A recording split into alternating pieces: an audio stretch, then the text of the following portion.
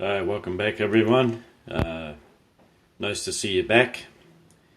This is my life with plants, and if you don't know me, my name's Newman, and today we're going to be watering this monster phalaeonpsis. Well, it's actually 3 of them.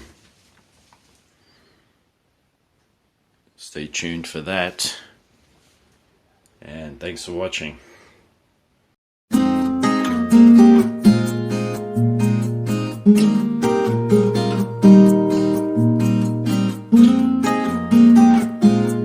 Okay, we have this big, this view of the big ceramic pot here. This is full of sphagnum moss.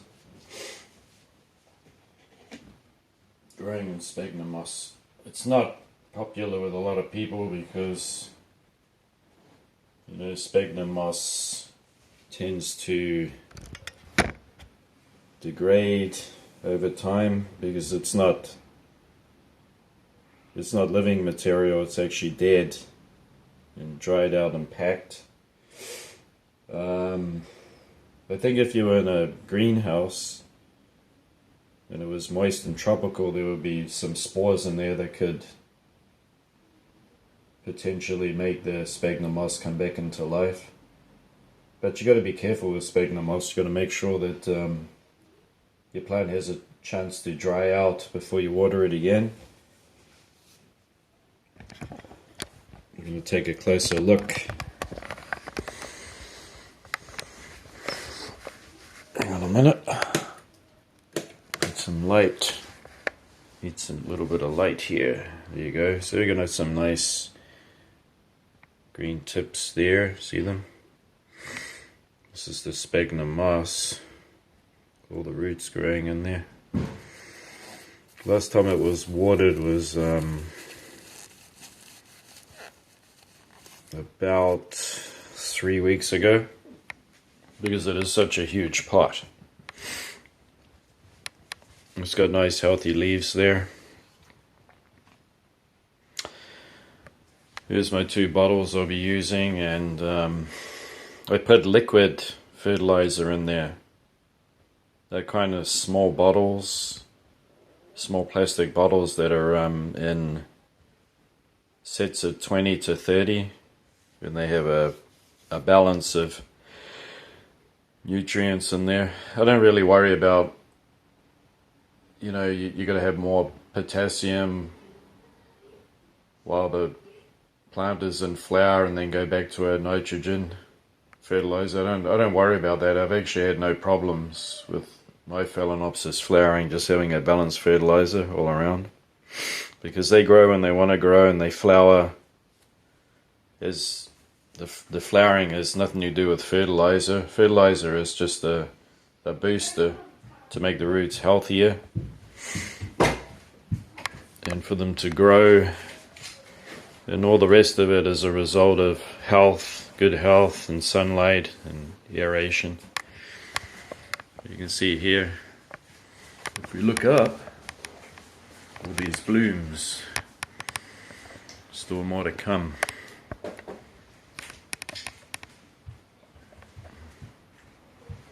So this is one of your basic all-around phalaeonpsis that a common phalaeonpsis that you tend to find a lot of. Actually, so look, it's got some nice coloration going on there. See that? On the back of the leaf. I mean the petals. It's got another flower spike coming up here, one here and another one here. So that means these 3 in this pot are doing well. One of them had you can see there that the wrinkliness of the leaf. There was edema. I think that's what you call it, edema, where the cell walls start splitting. And that was because somebody had put a little bottle of liquid fertilizer upside down into it, and it was just trickling away while the whole thing was in the dark.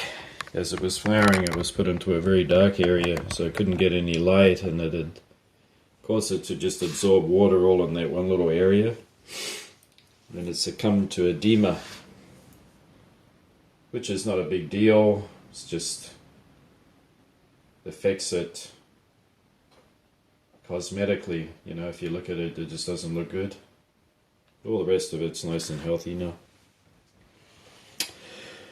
Ammonium sulfate is what I've been adding into my water to adjust the pH, and so far I've had a lot of good results. I have a lot of leafy plants in my home, and they are going crazy.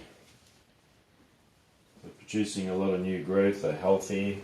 There's no damage whatsoever. The cacti outside, they got even better spination. Spines are just coming out, and they're so thick and healthy. So I recommend it. It doesn't have urea in it. Ammonium sulfate, it doesn't have urea, which can burn. Anyway, here we go. Let's start this watering. I'll just go around pouring in. Give it a good drench. And spin it. Doing this in my sink. Make sure I spin it around. I don't snap a leaf off while I'm doing that. You see this leaf is kind of caught up a bit there. We'll just back it up and give it a turn. The bigger they get, the harder they are to handle. This is a rescue plant, by the way, so let me put this down because I need to get in there.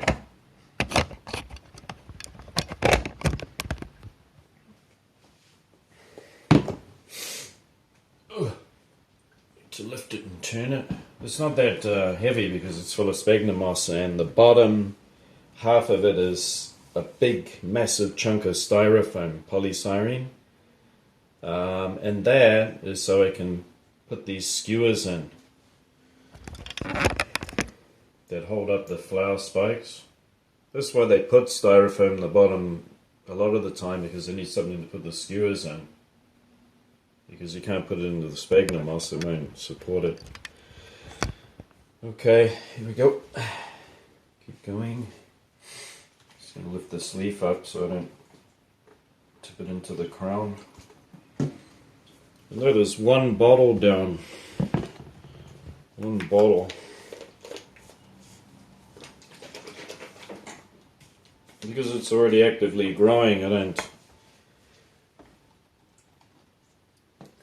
worry too much about if I don't get it perfectly soaked everywhere. The moss will evenly distribute the moisture anyway, as it absorbs it. For a big pot like this, once again, I said you should wait every 3 weeks until it's pretty dry. I mean, probably the last inch or so at the bottom might have a little moisture, which is correct. You definitely don't want to water something like this every week. It's too much. Because orchids grow on trees, and if you look at the rainy season, especially here in Japan, you'll notice that trees have a lot of moss growing on them right now. But if you touch them, they're not wet, they're not soaking wet, they're just barely moist, even if it is continuously raining in the monsoon season. Tropical warm rains. And if you touch the tree trunk, you'll notice that it is not wet at all. It's barely moist. And these plants grow on trees like that are mossy and in the tropics. So that gives you an idea of how much water they need. They need water, and they need it to transpirate. They don't like to sit in it. So because we're doing things that are not particularly natural, is growing them on a tree trunk, we try to imitate it the best that we can by watering and then letting them dry slowly, dry out over 3 weeks, just for this size. And that is almost the same as if they were growing on a tree and getting their water daily or every few days. And also, as the medium dries, it allows oxygen to be pulled through on the next watering.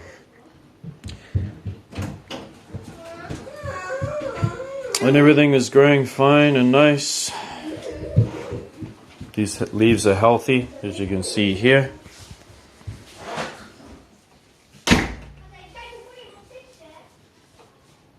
These will be the new leaves. And I wipe them. I wipe them often with a slightly moist paper towel or a soft cloth. To get right in the crown there, I use a cosmetic brush. The cosmetic brush is very soft. And I use it to brush all the dust out, which I'll show you. Okay, here we go. Cosmetic brush. And right in the crown there, where all the dust goes. This is perfect. It gets all the dust out. Go to the next. I'll just give you an example here. It's hard to do holding your camera. You don't want the dust in there. It just blocks the plant's sunlight. And I must imagine it would be quite irritating for an orchid to have dust stuck inside its growing point. Of course, in nature, these phalaeonpsis would be growing off trunks of trees sideways, which is how they really want to grow. All the water and everything would just clean them, and it just trickles off. Yeah, there's one thing you don't want to do. You don't want to have water on your leaves. But they do like water, and here it is. You just do it with a moist rag. In this case, because I'm using this camera here, I would have one hand here and one hand underneath to support the leaf so I don't break it while I'm wiping. And also it's important to wipe underneath because you got residue, especially when they your phalaeonpsis start growing. They may get sticky residue underneath. You want to get that off because it'll cause sooty mold to start growing. Okay, I'll do a little bit of a wiping session.